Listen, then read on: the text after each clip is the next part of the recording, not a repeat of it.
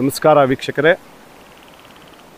ಈಗ ನಾವು ಮುಳಬಾಲ್ ತಾಲೂಕು ತಾಯ್ಲೂರು ಹೋಬಳಿಗೆ ಸೇರಿದಂಥ ತಿಮ್ರಾವತ್ನಹಳ್ಳಿ ಪಂಚಾಯಿತಿ ವ್ಯಾಪ್ತಿಯ ಒಂದು ಭೈರವಿ ನದಿ, ಇದು ಅಪ್ಕೋಣನಹಳ್ಳಿಗೆ ಹೋಗೋ ದಾರಿ.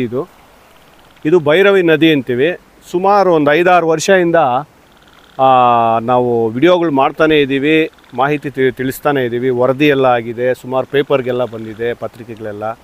ಆದರೂ ಕೂಡ ಯಾವ ಅಧಿಕಾರಿಗಳು ಕೂಡ ಇದರ ಒಂದು ಅವ್ಯವಸ್ಥೆಯನ್ನು ಎಚ್ಚೆತ್ತುಕೊಂಡಿಲ್ಲ. ಮತ್ತು ರೈತರಿಗೆ ಆಗ್ತಾಯಿರೋ ಸಂಕಟವನ್ನು ಯಾರೂ ಗಮನಿಸ್ತಾ ಇಲ್ಲ. ಫಸ್ಟ್ ಆಫ್ ಆಲ್ ನೋಡಿ ಹೇಳ್ತಾ ಇದ್ದೀವಿ, 5 ವರ್ಷ ಹಿಂದೆ ತುಂಬ ದೊಡ್ಡ ಮಳೆ ಆಯಿತು, ಕೋವಿಡ್ ಹಿಂದೆ. ಆ ಟೈಮಲ್ಲಿ ನೀರು ಈ ಮಟ್ಟಕ್ಕೆ ಬಂತು, 5 ಅಡಿ ನೀರು ಆಯಿತು. ಆವಾಗ 3 ದಿವಸ ಆ ಕಡೆ ಊರಿನವರು, ಅಪ್ಕೋಣನಹಳ್ಳಿ ಊರಿನವರು, ರೈತರು, ಗ್ರಾಮಸ್ಥರು ಯಾರು ಈ ಕಡೆನೂ ಬಂದಿಲ್ಲ, ಈ ಕಡೆ ಊರಿನವರು ಆ ಕಡೆ ಹೋಗಲಿಲ್ಲ. ಅಷ್ಟು ತೊಂದರೆ ಆಯಿತು. ಇದು ಗಡಿ ಭಾಗ, ಲಾಸ್ಟ್ ವಿಲೇಜ್, ಇದು ಲಾಸ್ಟ್ ಊರಿದು, ಕೊನೆ ಊರಿದು, ಆಂಧ್ರಗೆ ಲಾಸ್ಟ್ ಬಾರ್ಡ್ರ್ ಅಂತ ಯಾರೂ ಗಮನಿಸ್ತಾ ಇಲ್ಲ. ಇಲ್ಲಿ ಬಂದಿರೋ ಉದ್ದೇಶ, ನಾವು ಮಾಡ್ತಾ ಇರೋ ವಿಡಿಯೋ ಉದ್ದೇಶ ಏನೂ ಇಲ್ಲ. ಸುಮಾರು ಸತಿ ಮಾಡಿದ್ದೀವಿ, ಈಗಲೂ ಹೇಳ್ತಾ ಇದ್ದೀವಿ. ದಯವಿಟ್ಟು ಇದಕ್ಕೆ ಸಂಬಂಧಪಟ್ಟಿರೋರು, ಪಡೆದೇ ಇರೋರು, ಸಮಾಜ ಸೇವಕರು ಯಾರೇ ಆಗಲಿ, ಎಂಥವರೇ ಆಗಲಿ, ಇದನ್ನು ಗಮನಿಸಿ ವಿಡಿಯೋನ ನೋಡಿ ಒಂದು ಸರ್ತಿ. ಇದಕ್ಕೆ ಚೆಕ್ ಡ್ಯಾಮ್ ಕಟ್ಟಿದ್ದಾರೆ. ಚೆಕ್ ಡ್ಯಾಮ್ ಕಟ್ಟು ನೀರು ದಾರಿ ಹೋಗೋದಕ್ಕೆ ದಾರಿ ಮಾಡಿಕೊಟ್ಟಿದ್ದಾರೆ. ಇಲ್ಲಿ ಚೆಕ್ ಡ್ಯಾಮ್ ಕಟ್ಟೋ ಅಷ್ಟು ಅವಶ್ಯಕತೆ ಇರಲಿಲ್ಲ. ಯಾಕಂದರೆ ಇಲ್ಲಿ ಬ್ರಿಡ್ಜ್ ಬರಬೇಕು, ಸೇತುವೆ ಬರಬೇಕು. ಯಾಕಂದರೆ ಇಲ್ಲಿ ರೈತರು ಮಳೆಗಾಲ ಬಂತಂದರೆ ನೀರು ಜಾಸ್ತಿ ಆಗುತ್ತೆ. ಇದು ಭೈರವಿ ನದಿಯಲ್ಲಿ ನೀರು ಜಾಸ್ತಿ ಆದಮೇಲೆ ಕೊಚ್ಕೊಂಡು ಹೋಗೋ ಅಪಾಯಗಳಾಗತ್ತೆ. ಮಕ್ಕಳಿರ್ತಾರೆ, ಬಾಣಂತಿಯರಿರ್ತಾರೆ, ಬಾಣಂತಿಯರೆಲ್ಲ ಇದ್ದಾರೆ, ಮುದುಕರು, ಸುಮಾರು ಎಲ್ಲ 60 ವರ್ಷ ಮೇಲ್ಪಟ್ಟವರೆಲ್ಲ ಮುದುಕರಿದ್ದಾರೆ.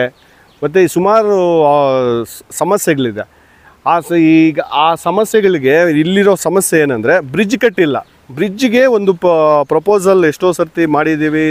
ಎಲೆಕ್ಷನ್ ಕೂಡ ಆಗಿದೆ. ಎಲೆಕ್ಷನ್ ಟೈಮಲ್ಲಿ ನಮ್ಮ ಸಮೃದ್ಧಿ ಮಂಜಣ್ಣ ಅವರು ಕೂಡ ಬಂದು ಹೇಳಿದ್ದಾರೆ. ಏನಂತ, ಇದಕ್ಕೊಂದು ಆಶ್ವಾಸನೆ ಕೊಟ್ಟಿದ್ದರು, ನಾವು ಮಾಡ್ತೀವಿ, ಒಂದು ಬ್ರಿಡ್ಜ್ ಕಟ್ಕೊಡ್ತೀವಿ ಈ ಸರ್ತಿ ನಾನು MLA ಆದರೆ ಅಂತ. ಅವರು ಆಶ್ವಾಸನೆ ಕೊಟ್ಟಂಗೆ ಅವರು ಉಳಿಸ್ಕೋಬೇಕು ಅಂತ ಅವ್ರದ್ದು ತಾಪತ್ರಯ ಇದೆ.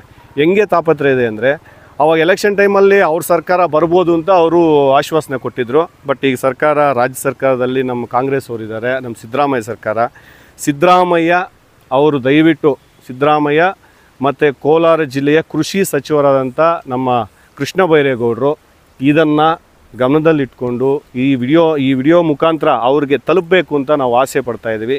ಸಣ್ಣದೊಂದು ಬ್ರಿಡ್ಜ್ ಹಾಕಿದ್ರೆ ಸಾಕು, ಈ ಊರಿಗೆ ಅನುಕೂಲ ಆಗುತ್ತೆ, ಎಲ್ಲರಿಗೂ ಅನುಕೂಲ ಆಗುತ್ತೆ.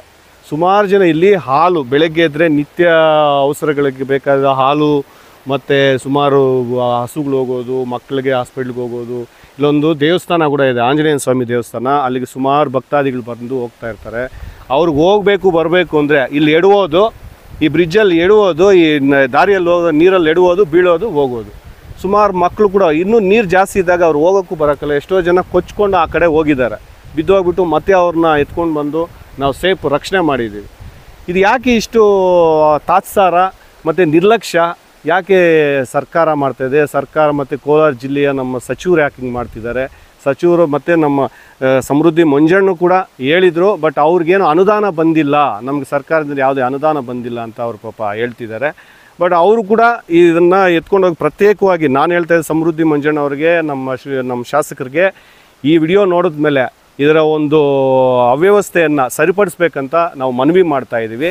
ಇದನ್ನು ನಮ್ಮ ವಿಧಾನಸಭೆ ಕಲಾಪದಲ್ಲಾಗಲಿ, ಇಲ್ಲಾಂದರೆ ಖುದ್ದಾಗಿ CM ಅವ್ರನ್ನ ಭೇಟಿ ಮಾಡಿ ಇದ್ರ ಬಗ್ಗೆ ಒಂದು ಸೇತುವೆ ಹಾಕ್ಸೋದಕ್ಕೆ ಅವರು ಪ್ರಪೋಸಲ್ ಕೊಟ್ಟು ಇದನ್ನು ಕಂಪ್ಲೀಟ್ ಮಾಡಿಕೊಟ್ರೆ ಈ ಪಂಚಾಯಿತಿಯಲ್ಲಿರೋರು ನಿಮ್ಗೆ ಹೆಸರು ಇರುತ್ತೆ, ನಿಮ್ಮ ಮೇಲೆ ಗೌರವನೂ ಬರುತ್ತೆ.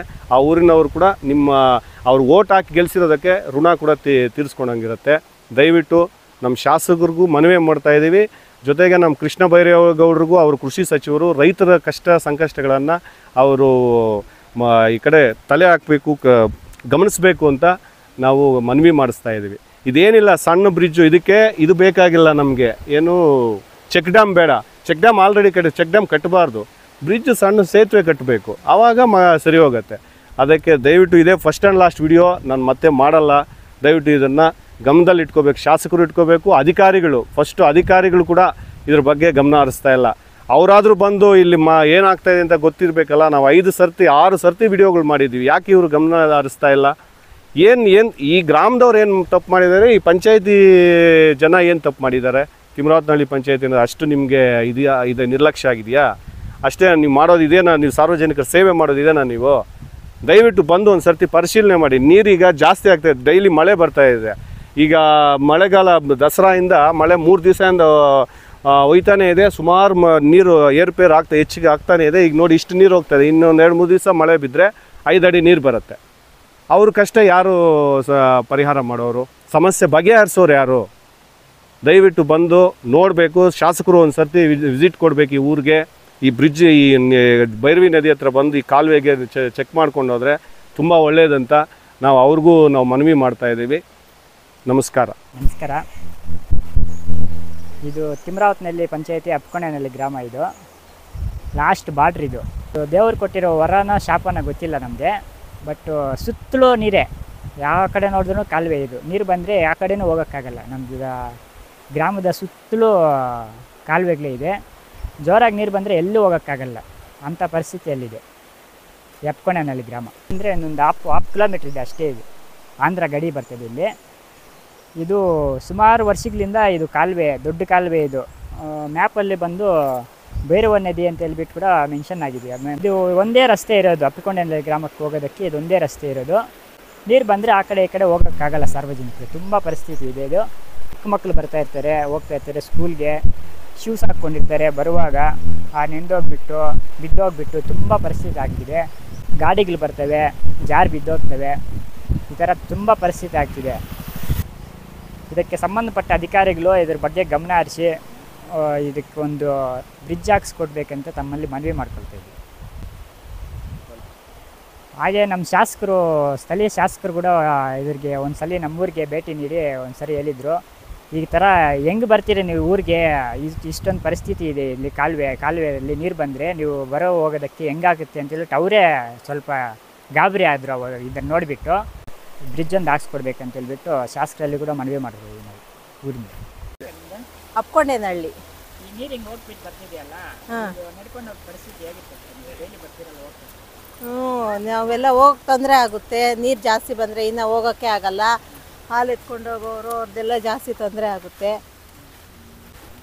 ನಮಗೊಂದು ಬ್ರಿಡ್ಜ್ ಬೇಕು, ಅಧಿಕಾರಿಗಳಲ್ಲಿ ಮನವಿ ಮಾಡ್ಕೊಳ್ತಾ ಇದ್ದೀರಿ. ಸರ್ ನಮಸ್ಕಾರ, ಹರೀಶ್ ಅಂತ. ನಾವು ಅಪ್ಪಕೊಂಡೇನಹಳ್ಳಿ ಗ್ರಾಮಸ್ಥರು. ನಮಗೆ ಮಳೆಗಾಲ ಬಂದರೆ ತುಂಬ ನೀರು ಸಮಸ್ಯೆ ಇದೆ. ಸೇತುವೆ ಇಲ್ಲ ನಮಗೆ. ತುಂಬ ಮಳೆ ಬಂದುಬಿಟ್ರೆ ನಾವು ಓಡಾಡೋಕ್ಕಾಗಲ್ಲ. ಚುಕ್ನಹಳ್ಳಿಯಿಂದ ಅಪ್ಪಕೊಂಡೇನಹಳ್ಳಿಗೆ ಬರೋಕ್ಕಾಗಲ್ಲ, ಅಪ್ಪಕೊಂಡೇನಹಳ್ಳಿ ಚುಕ್ನಹಳ್ಳಿಗೆ ಬರೋಕ್ಕಾಗಲ್ಲ. ತುಂಬ ಅವ್ಯವಸ್ಥೆಯಾಗಿ ನಡೀತಿದೆ. ಬ್ರಿಡ್ಜ್ ಒಂದು ಹಾಕ್ಕೊಡಿ ನಮಗಿಲ್ಲಿ. ತುಂಬ ಕಷ್ಟ ಆಗುತ್ತೆ ಮಳೆ ಬಂದುಬಿಟ್ರೆ ಓಡಾಡೋಕ್ಕೆ ಜನಗಳು. ನಮ್ಮ ಪಂಚಾಯತಿಯಿಂದ, ಮುಳಬಾಗಿಲು ತಾಲೂಕಿಂದ ನಮಗೆ ಅಧಿಕಾರಿಗಳು ಯಾರಿದ್ದಾರೋ ನೋಡಿಬಿಟ್ಟು ನಮಗೆ ಒಂದು ಬ್ರಿಡ್ಜ್ ಒಂದು ಸೇತುವೆ ಒಂದು ಹಾಕ್ಕೊಡಿ ಸರ್. ಇಲ್ಲಿ ನಮಗೆ ಬಂದು ಹೋಗೋಕ್ಕಾಗ್ತಾ ಇಲ್ಲ. ಇಲ್ಲಿ ಮಕ್ಕಳು ಸ್ಕೂಲ್ಗೆ ಹೋಗ್ತಾರೆ.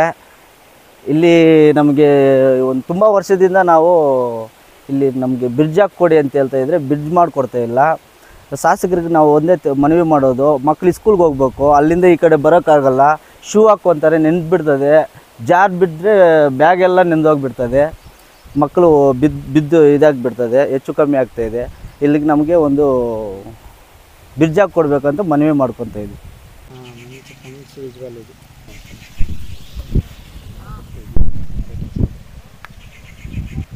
ಈ ಸಪ್ರೇಟ್